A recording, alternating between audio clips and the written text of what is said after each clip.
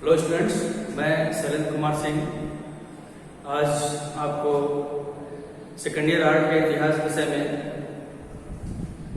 Chapter 6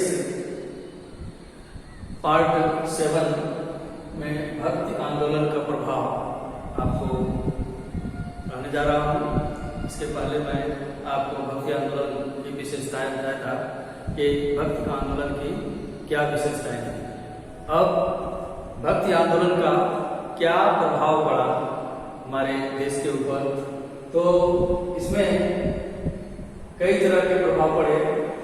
राजनीतिक प्रभाव, इसके बाद सामाजिक प्रभाव और फिर इसके बाद धार्मिक प्रभाव, फिर ये सांस्कृतिक प्रभाव और लास्ट आर्थिक प्रभाव। तो इतने तरह के जो है भक्ति आंदोलन के प्रभाव पड़े थे।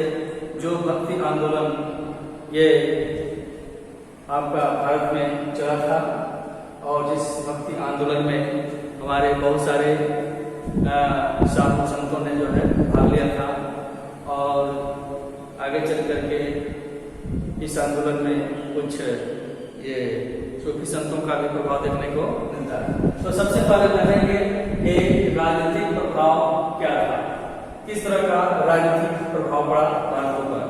तो इसमें दो तरह के प्रभाव है। पहला है धार्मिक सहिष्णुता, मतलब भारत में धार्मिक सहिष्णुता जो आई, खास करके मध्यकाल में जिस समय यह भक्ति आंदोलन चला, तो हमने देखा कि जो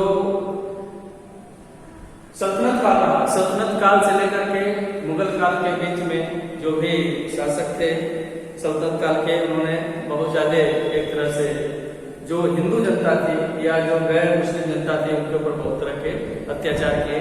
लेकिन आगे चल करके जब भक्ति आंदोलन हुआ तो उस भक्ति आंदोलन का असर मुगल काल में दिखाई दिया और मुगल काल में जो एक धार्मिक सहिष्णुता देखने को मिलती है, वह धार्मिक सहिष्णुता भक्ति आंदोलन की ही देन थी कि अकबर जैसे शासक को एक तरह से जो है प्रेरित होना पड़ा इस आंदोलन से और उसने जो है धार्मिक सहिष्णुता, सुलहपुर, इस तरह की जो है नीति वो अपनाया और इस तरह की नीति अपना करके अपना शासन चलाया।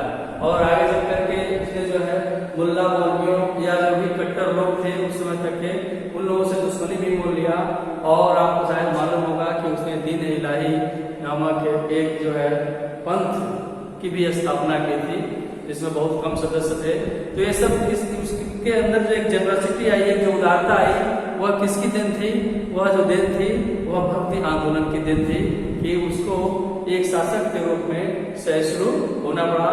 और जब तक उसने शासन किया उसके अंदर जो है कट्टरता देखने को नहीं मिली, जैसा कि कट्टरता इसके पूर्ववर्ती शासकों में, सल्तनत काल के शासकों में देखने को मिलता है। तो ये धार्मिक सहिष्णुता जो है आई। इसके बाद दूसरा जो प्रभाव था वह सिख तथा मराठा शक्ति का है। मतलब पंजाब में जो गुरु नानक देव महाराज जी के आने के बाद जो है, जिन्होंने ये एक तरह से सिख संप्रदाय की स्थापना की और सिखों के लिए बहुत सारे उन्होंने काम किए और भक्ति आंदोलन में उनका बहुत बड़ा योगदान था। तो गुरु नानक देव ने जो एक रास्ता दिखला दिया भारत के सिखों को, उसमें जो है उस पथ पर, उस मार्ग पर बहुत सारे अन्य जो सिख गुरु थे वह चले और उसमें जो है ये बंदा बैरागी से लेकर के गुरु अर्जुन देव और इसके अतिरिक्त हरिदास और ये बहुत सारे ऐसे ये सिख गुरु हुए जिन्होंने सिखों के लिए बहुत काम किया और उनके अंदर जो है एक स्वतंत्र की भावना जो है भरती, उनके अंदर जो है स्वतंत्रता की भावना आ गई। और गुरु गोविंद सिंह ने तो जीवन पर्यंत जो है यह प्रयास किया कि भारत से मुगलों को बाहर किया जाए और ये उसी समय से भारतीय स्वतंत्रता के लिए लड़ रहे थे। तो सिख जाति का जो है एक तरह से अभ्युदय हुआ गुरु नानक देव महाराज या गुरु नानक देव जी के वजह से और उसके बाद आने वाले जो अन्य गुरु थे उन लोगों की वजह से। इसके बाद मराठा शक्ति का उदय भी हुआ। मराठा शक्ति का उदय मतलब महाराष्ट्र में भी एक इस भक्ति आंदोलन का बहुत बड़ा असर रहा और वहां पर उस भक्ति आंदोलन के समय नामदेव नामक एक जो है वहां के संत हुए थे, जिन्होंने जो मराठा जात थी महाराष्ट्र के अंदर, उनके अंदर स्वतंत्रता की भावना फूट फूट करके भरी और नामदेव या तुकाराम या समर्थ गुरु रामदास इन लोगों का दिन था कि आगे चल करके इन मराठी लोगों का नेतृत्व शिवाजी ने किया और शिवाजी ने जो है मराठों के लिए इतना काम किया कि ये महाराष्ट्र जो राज्य है या जो मराठा जाति के लोग हैं वह आज भी शिवाजी के ऊपर बहुत गर्व करते हैं। और इसके पीछे कारण क्या था? शिवाजी भी जो है भारत में एक हिंदू स्वराज्य या हिंदू साम्राज्य की स्थापना करना चाहते थे। वह कभी नहीं चाहते थे कि जो ये विदेशी मुगल हैं ये हमारे देश में रहे। तो ये प्रभाव पड़ा कि सिख तथा मराठा शक्ति का जो है उदय हुआ। इसके बाद जो है सामाजिक प्रभाव भी बहुत देखने को मिला और सामाजिक प्रभाव में सबसे पहले मानते हैं जाति पात का। आपको मालूम है कि भारत जैसे एक धर्म प्रधान देश है, एक कृषि प्रधान देश है, उसी तरह से भारत एक जाति प्रधान देश भी है। यहाँ पर बहुत सारी जातियां निवास करती हैं और ये जाति प्रधान होने का सबसे बड़ा वजह क्या रहा?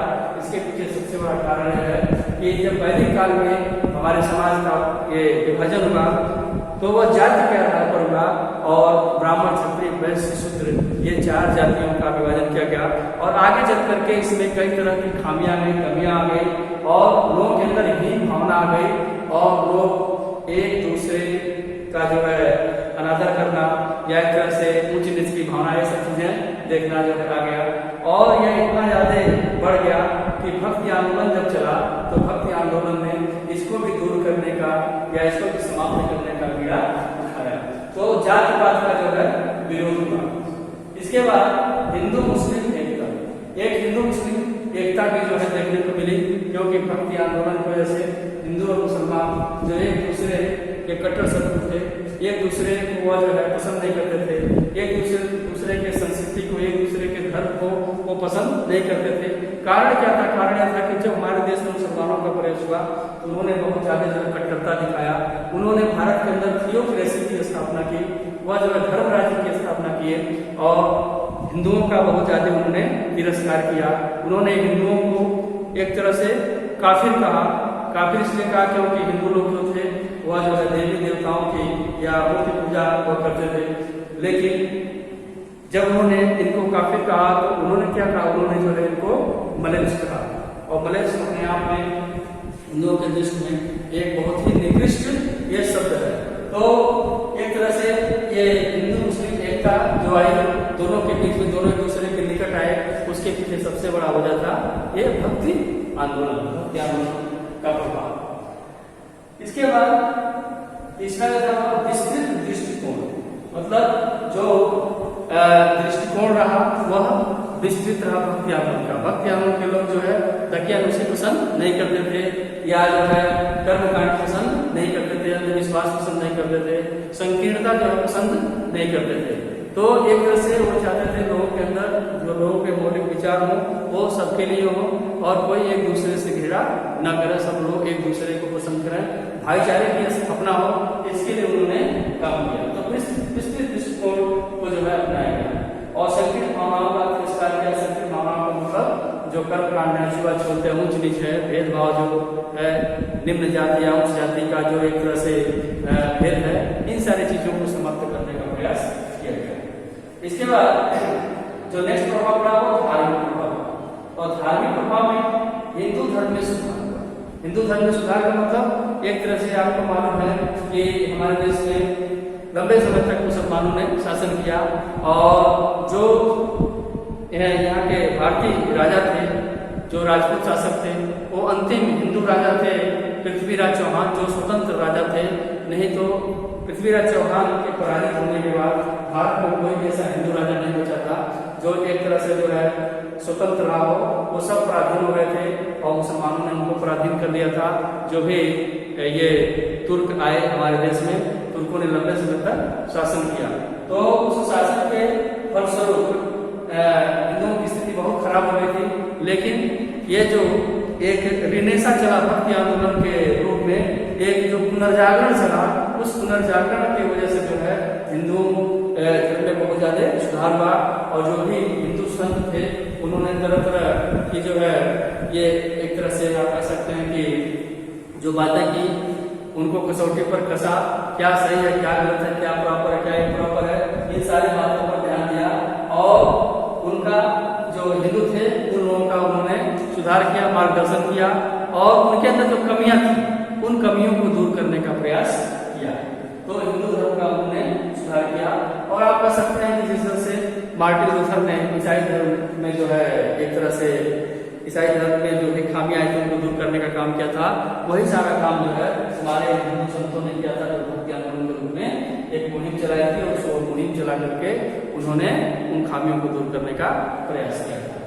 इसके बाद जो दूसरा प्रभाव पड़ा धार्मिक, इस्लाम का प्रचार प्रसार पर, मतलब बहुत से लोग पहले क्या थे, बाध्य थे और उनको तरह तरह के जो भी मुस्लिम शासक थे उनके ऊपर तरह तरह के टैक्स लगा करके या उनका तिरस्कार करके या एक तरह से उनको तलवार के बल पर उनका ये धर्म परिवर्तन करा करके बहुत सारे तरह के अत्याचार उनके ऊपर करते थे।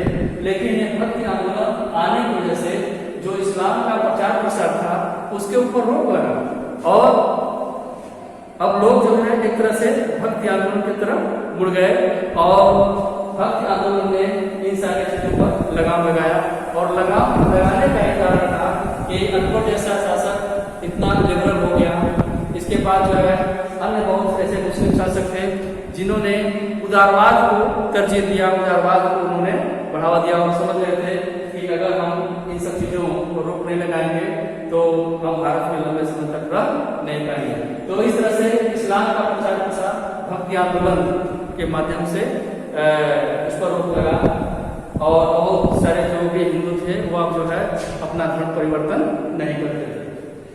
तीसरा चीज था सिख धर्म का उदय, और सिख धर्म का भी उदय जो है वो भी इस्लामिक भारत में ही हुआ। और गुरु नानक देव ने जो है ये गुरु नानक ने बहुत सारा काम किया सिख धर्म के लिए। उन्होंने सिख पंथ की जो है स्थापना की और उसके बाद आगे चल करके उनके जो बाद के आने वाले सिख गुरु थे उन्होंने भी बहुत बड़ी मुहिम चलाई भारत में और वो चाहते थे कि भारत से विदेशियों को दूर भगाया जाए। तो इस तरह से सिख धर्म का जो है उदय हुआ। इसके बाद सांस्कृतिक प्रभाव, सांस्कृतिक प्रभाव का मतलब जो कल्चरल इफेक्ट पड़ा भक्ति आंदोलन का वह था कि जो भी संत थे वह जन भाषा में, मतलब लोगों की जो आम भाषा थी उस भाषा में वह लोगों को उपदेश देते थे या अपने सिद्धांतों के बारे में बताते थे या क्या सही है क्या गलत है इसके बारे में वह उनको बताते थे, भक्ति के बारे में बताते थे। तो इसके वजह से पूरे भारत में कई भाषाओं का जो है एक तरह से उदय हुआ उस समय। जैसे गुजरात में गुजराती हो गया, पंजाब में गुरमुखी हो गया, पंजाबी हो गया, या आप कह सकते हैं कि उड़ीसा में उड़िया हो गया, कन्नड़ हो गया। तो बहुत तरह के भाषाओं का उदय हुआ और उदय नहीं हुआ बल्कि अलग अलग क्षेत्रों में अलग अलग संतों ने कई तरह की जो है साहित्यों की रचना भी की। ये भी एक जो है सांस्कृतिक प्रभाव पड़ा। जैसे आप कह सकते हैं कि जयदेव ने गीत गोविंद को लिखा। आप कह सकते हैं मलिक मोहम्मद जायसी ने पद्मावत जैसा ग्रंथ लिखा। सूरदास ने जो है भगवान कृष्ण के बारे में बहुत सारे साहित्य लिखे। गोस्वामी तुलसीदास ने रामचरितमानस लिखा। तो इस तरह से मीराबाई ने अपने पदों के माध्यम से जो है कृष्ण की भक्ति को दिखलाने का प्रयास किया। तो ये जो एक बहुत बड़ा सांस्कृतिक प्रभाव भी देखने को मिलता है। इसके बाद सांस्कृतिक विकास हुआ। हिंदू मुस्लिम कलाओं में समन्वय, एक तरह से आप कह सकते हैं कि हिंदू मुगल जो समन्वय था वो साहित्य में भी देखने को मिलता है, वह पहनावे में देखने को मिलता है, वह वास्तुकला में देखने को मिलता है, स्थापत्य कला में देखने को मिलता है, चित्रकला में देखने को मिलता है।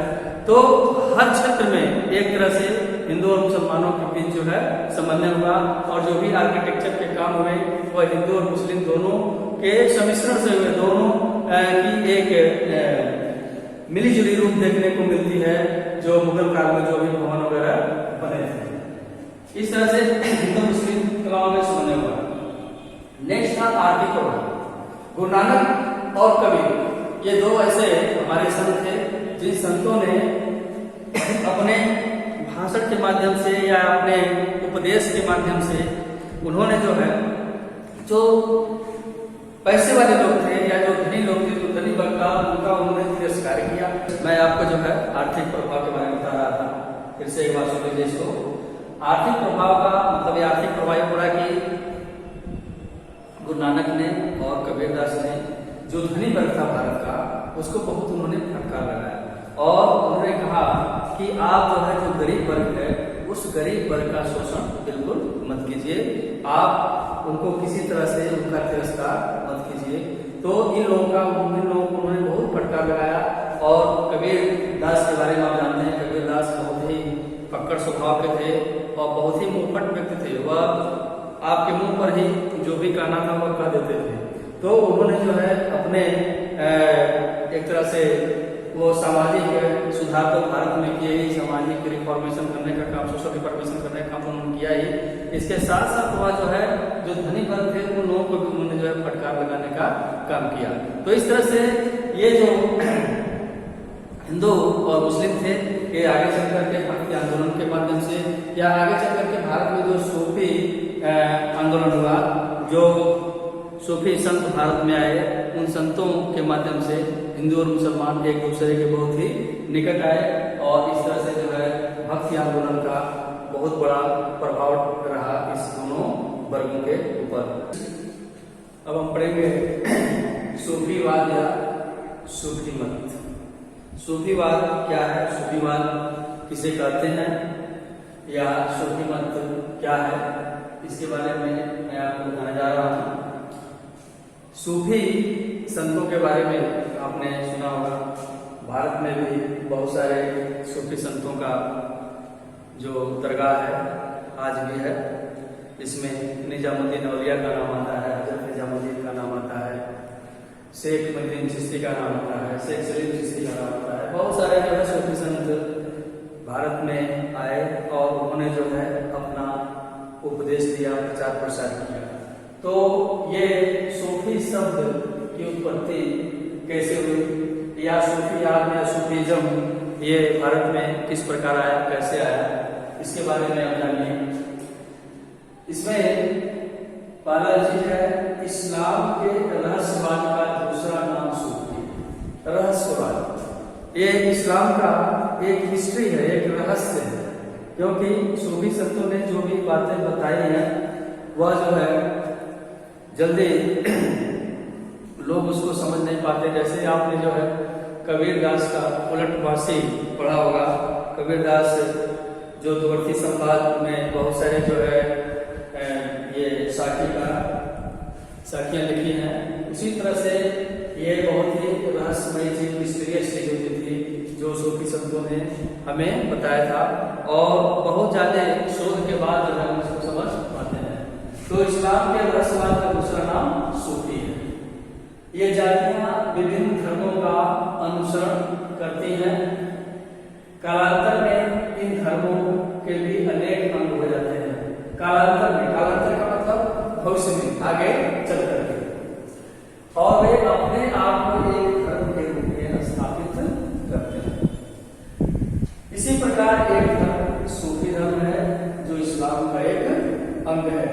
और यह सूफी शब्द आया कहां से, सूफी शब्द का व्यवहार कैसे हुआ, तो सूफी शब्द की उत्पत्ति सूफ शब्द से हुई। सूफ का अर्थ होता है और ये जो ऊन होता है वह मोटा धागा होता है एक तरह से।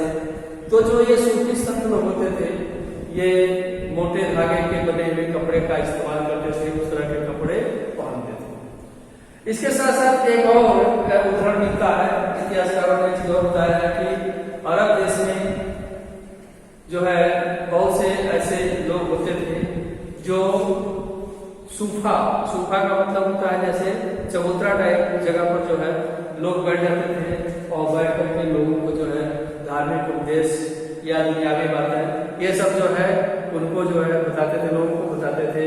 और चबूतरा पर बैठने के नाते, सूफा पर बैठने के नाते आगे चल करके ये लोग जो भाषण देते थे, उपदेश देते थे, लोगों को बताते थे, धार्मिक बातें बताते थे, वो लोग सूफी संत कहे गए।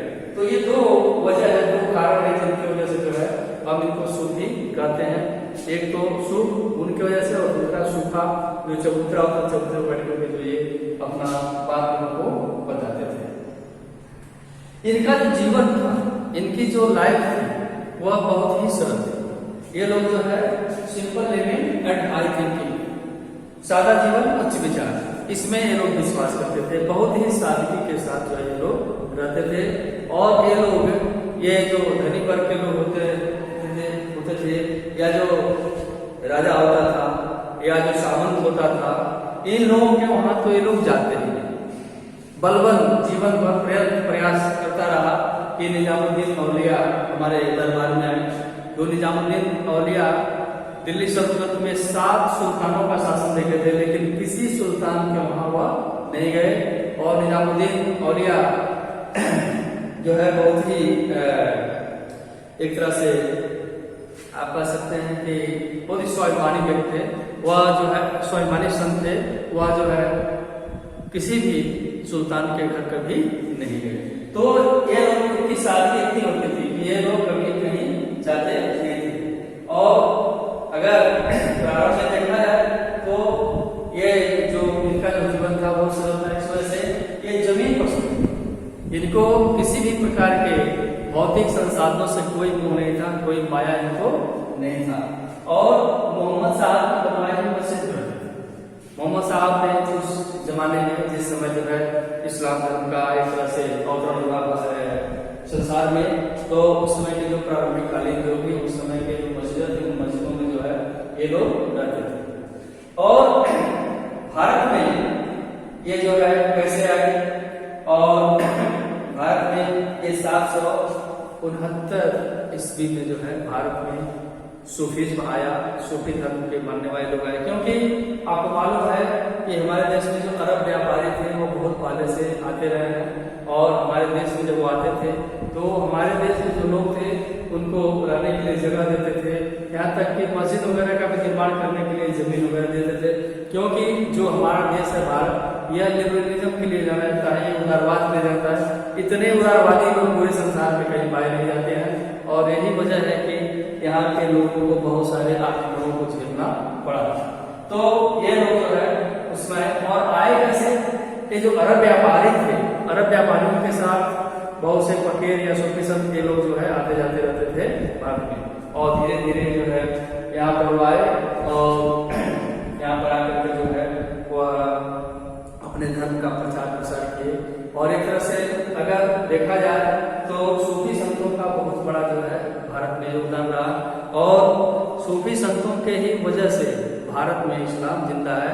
अगर सूफी संत नहीं होते तो भारत से इस्लाम समाप्त हो गया होता। क्योंकि जिस संस्कृति को, जिस कल्चर को उन्होंने स्थापित किया वह आज तक अभी जीवित है। तो इन सूफी मत के जो लोग थे, इनके कई संप्रदाय थे। आप जो है इन संप्रदायों के बारे में पढ़े जानिए। एक ये जो हमारे कादरी संप्रदाय, नक्शबंदिया संप्रदाय और शादिलिया संप्रदाय, नियातुल्लाह दिया संप्रदाय, सत्तारी संप्रदाय और तेजनिया संप्रदाय और चिश्ती संप्रदाय। यह जो संप्रदाय था चिश्ती संप्रदाय, यह संप्रदाय भारत में इस संप्रदाय की स्थापना करने में सबसे बड़ा योगदान जो था वह शेख मुइनुद्दीन चिश्ती को जाता है। तो इस तरह से इतने सारे संप्रदाय थे। अब हम पढ़ेंगे चिश्ती संप्रदाय के सिद्धांत। अभी जो मैंने आपको सभी संप्रदायों के बारे में बताया, उन संप्रदायों में से एक संप्रदाय है जिसका स्थापना भारत में शेख मुइनुद्दीन चिश्ती ने किया था। तो उस संप्रदाय के क्या सिद्धांत थे, उस सिद्धांत के बारे में थोड़ा जान लीजिए। और जो भी सिद्धांत मैंने लिखा है 1 से 7 तक, लगभग हर संप्रदाय के जो सिद्धांत थे और कुल मिला जो उनका मोटो था बस यही था। सबसे पहले अत्यंत संयमपूर्ण जीवन व्यतीत करना। मैंने आपको बताया कि सूफी संत जो होते थे यह जो है सादा जीवन उच्च विचार रखते थे और यह सादगी भरा जीवन व्यतीत करते थे। इनका जो है किसी भी प्रकार के भौतिकवाद में इनका कोई विश्वास नहीं था। यह धन इकट्ठा करना नहीं चाहते थे और बिल्कुल जो है जो भी चीज इनके पास था वह समाज में बांट देना चाहते थे। दूसरा चीज था निर्धनता में विश्वास करना। ये अपने आप को अत्यंत दीन गरीब समझते थे और उसी तरह का जीवन जो है जीते थे। ये किसी प्रकार के भोग विलास, किसी प्रकार के भौतिकवाद और किसी प्रकार के क्या कहते हैं पंप एंड शो में ये नहीं विश्वास करते थे। तो बहुत ही सादा जीवन व्यतीत करते थे। तो निर्धनता में इनका विश्वास रखना इसका एक होता था, उद्देश्य होता था। तीसरा चीज है धन एवं संपत्ति से ग्रहण।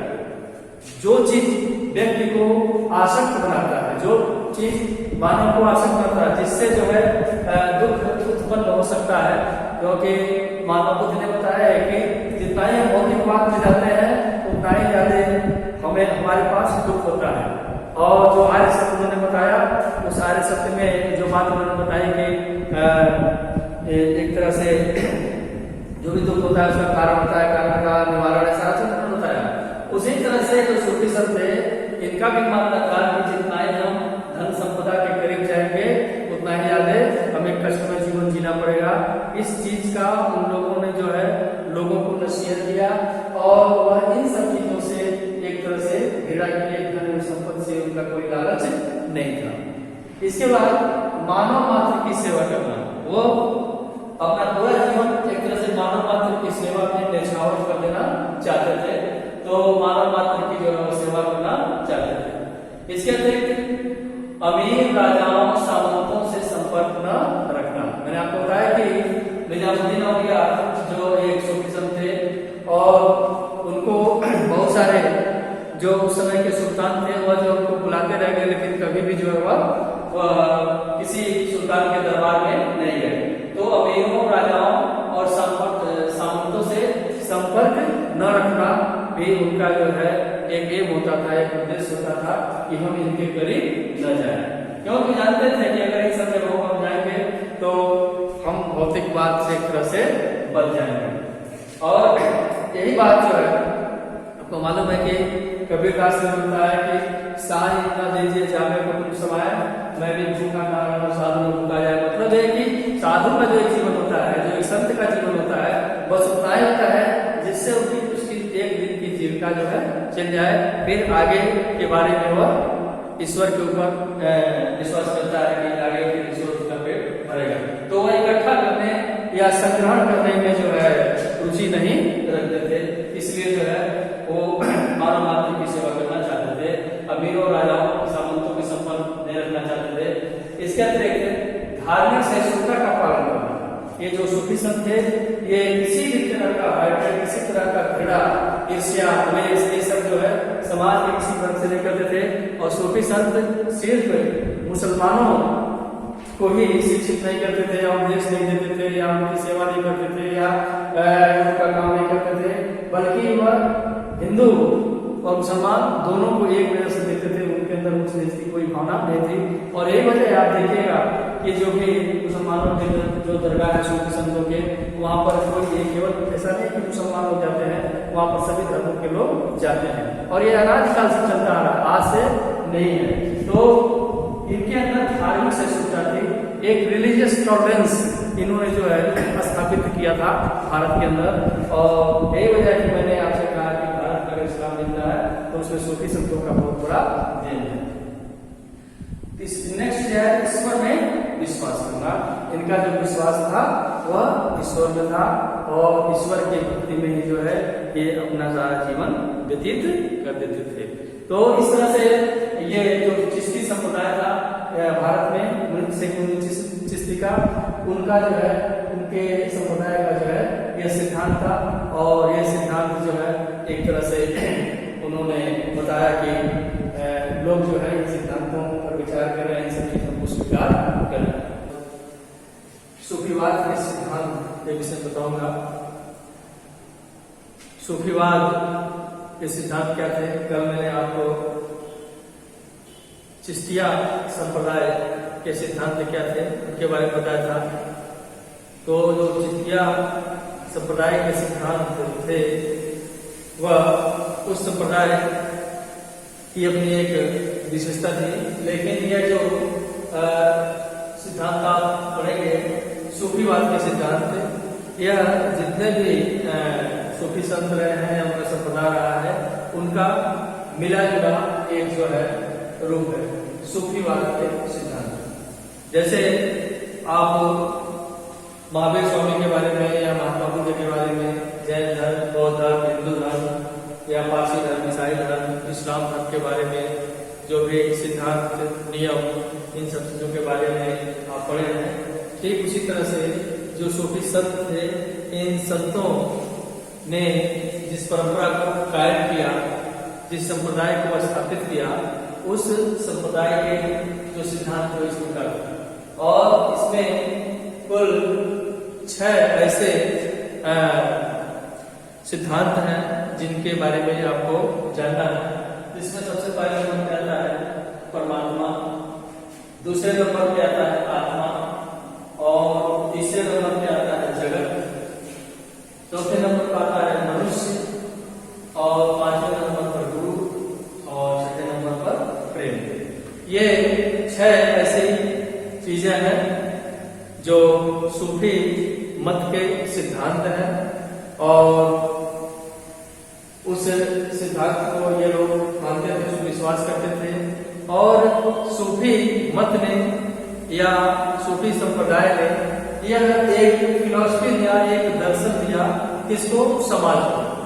तो सबसे पहले उनका परमात्मा के विषय में क्या मानना था। परमात्मा जिसे आप गॉड कहते हैं या ईश्वर कहते हैं, अल्लाह कहते हैं, या अलग अलग धर्मों में अलग अलग नामों से इनकी व्याख्या की गई, इनके बारे में बताया गया। तो परमात्मा के संबंध में सूफी साधकों का विचार था कि परमात्मा की, जैसा कि बहुत सारे जो भी क्या कहते हैं धर्म में, सभी धर्म में यह बात बताई गई है कि ईश्वर एक है और हम सभी उसके जो है एक तरह से अनुयायी है, बंदे हैं। तो परमात्मा एक है। उनका मानना था कि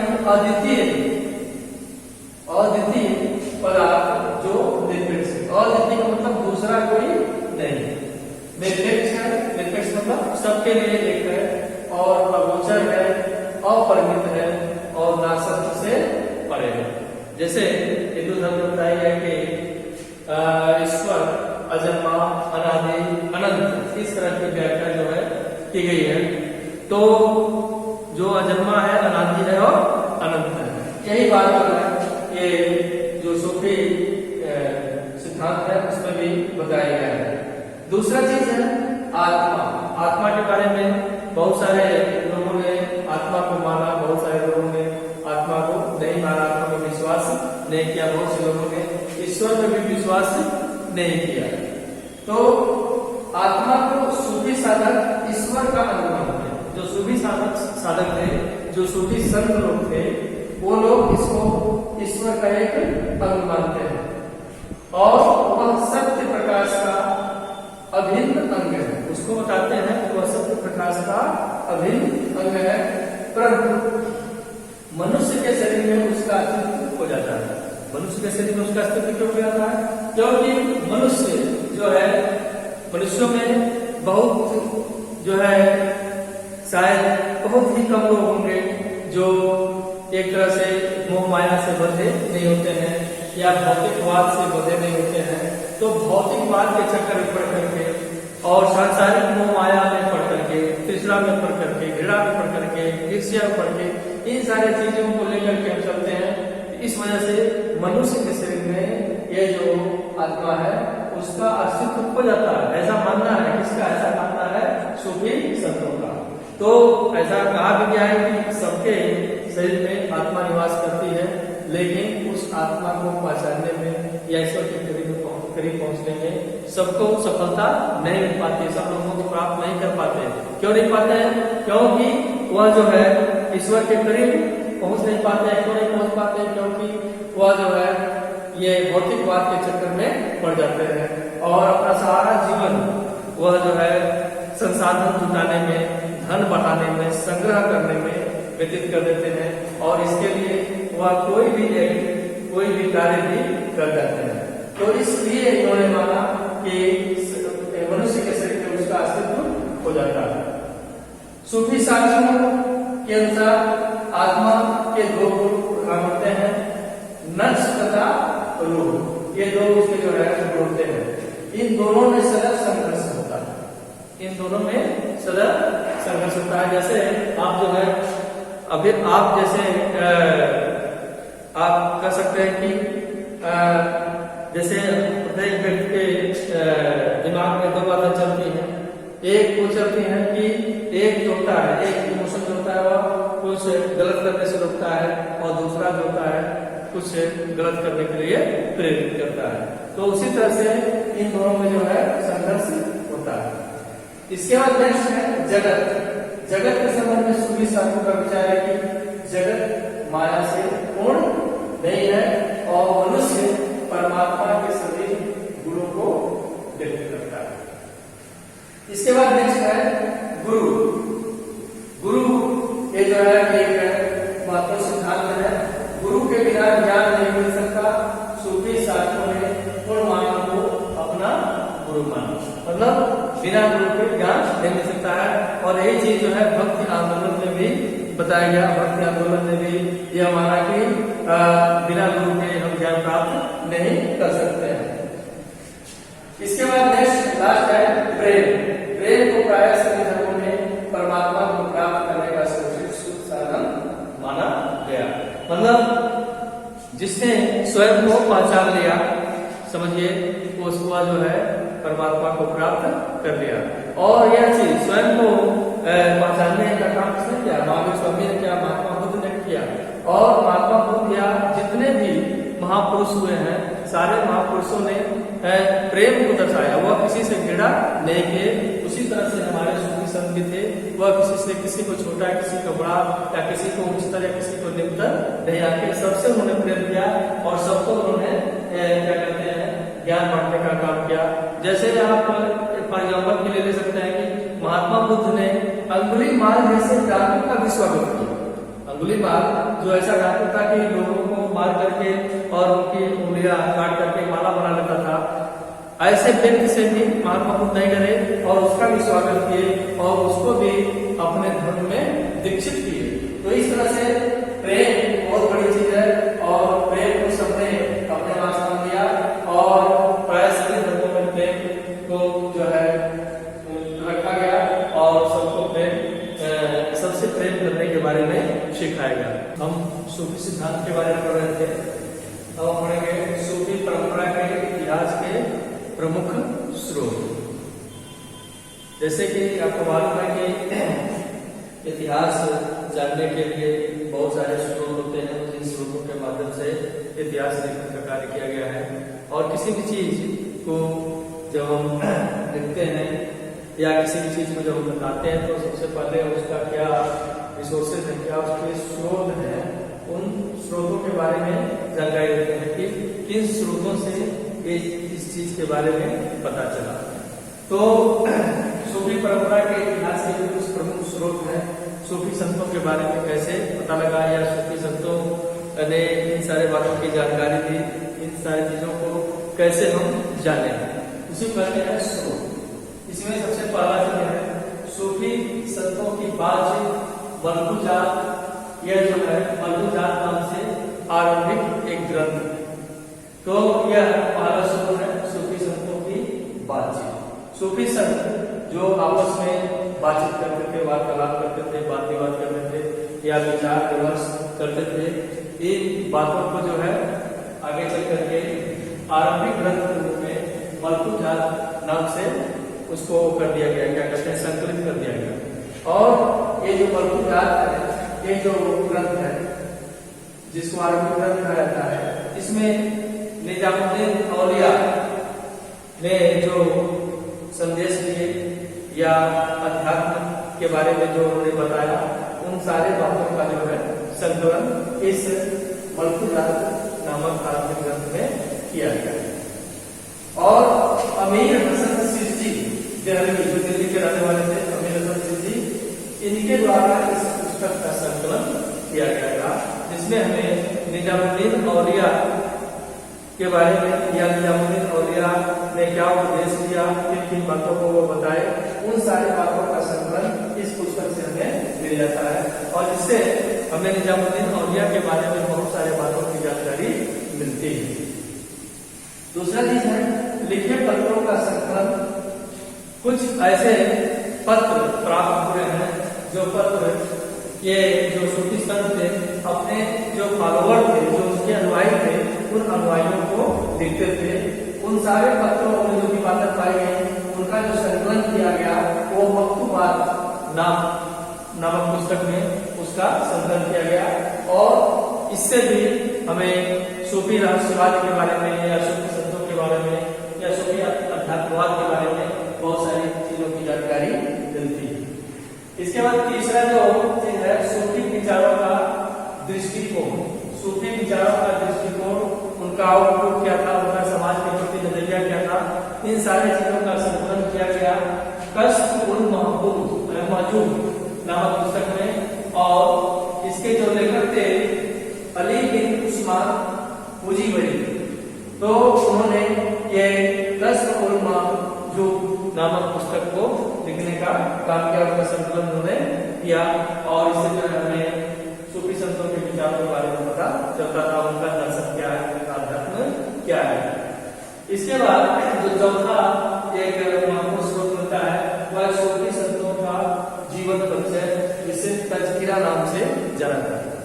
जितने भी महापुरुष हुए हैं या लेखक हुए हैं या साहित्यकार हुए हैं, कवि हुए हैं या वैज्ञानिक हुए हैं, चाहे किसी भी क्षेत्र का कोई भी व्यक्ति हो, अगर हम उसकी लाइफ हिस्ट्री को पढ़ते हैं, उसके जीवन परिचय को पढ़ते हैं, तो उससे उसके परिवार के बारे में, फैमिली स्टेटस होता है उसके बारे में, और खुद उसके बारे में कि वह व्यक्ति कैसा था, इन सारी चीजों की जानकारी हमें जो भी लाइफ हिस्ट्री होती है या बायोग्राफी होता है या ऑटोबायोग्राफी होता है, इन सब चीजों में, इन सब पुस्तकों में हमें उनके बारे में जानकारी मिलती है। तो सूफी संतों का जो जीवन परिचय था उससे भी उनके बचपन के बारे में या उनके जो है युवावस्था के बारे में, उनके बुढ़ापे के बारे में, तीनों अवस्थाओं के बारे में जानकारी मिलती है। और वो बचपन में कैसे थे, किस तरह का करते थे, और जो युवावस्था में किस तरह का रिएक्शन किए, और उसके बाद जो है वह वृद्धावस्था कैसा रहा, इन सारे गूढ़ रहस्यों को हमें जानकारी मिलती है इन जीवन परिचय में, जिसको लाइफ हिस्ट्री करते हैं। जैसे निजामुद्दीन औलिया के बारे में आखिर जानकारी कैसे मिला होगा कि उन्होंने जो है 7 सुल्तानों का शासन देखा था और किसी भी सुल्तान के वहां जीते जी वहां नहीं गए, हालांकि बहुत से सुल्तान इच्छुक थे कि निजामुद्दीन औलिया हमारे दरबार में आए। तो ये सारी चीजें जो है हमें किसी न किसी स्रोत से पता चलती है। तो इस तरह से सूफी संतों की जो परंपरा थी या सूफी संत जो थे उनका इतिहास हमें इन स्रोतों से मिलता है, जो मुख्य रूप से 4 प्रकार के हैं। और यहीं पर ये आपका चैप्टर 6 समाप्त होता है। अब अगले चैप्टर पर नेक्स्ट बातें आपको बताई जाएंगी।